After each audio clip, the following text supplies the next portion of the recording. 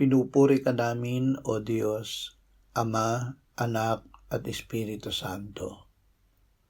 Salamat, Ama, na ibinigay mo sa amin si Jesus na iyong anak, na namatay para sa aming kasalanan, iyong muling binuhay, iniakyat at iniluklok sa iyong kanan sa langit. Salamat na ibinigay mo sa amin ang iyong banal na Espiritu at sa pamamagitan niya ay ibinuhos mo ang iyong pag-ibig sa aming puso. Panginoong Hesus, salamat na kami ay nilinis at patuloy na nililinis mo ng iyong dugo. Panatilihin mo kami sa iyo at sa iyong liwanag dahil ibig naming manatili sa pakikisama sa Ama at sa iyo.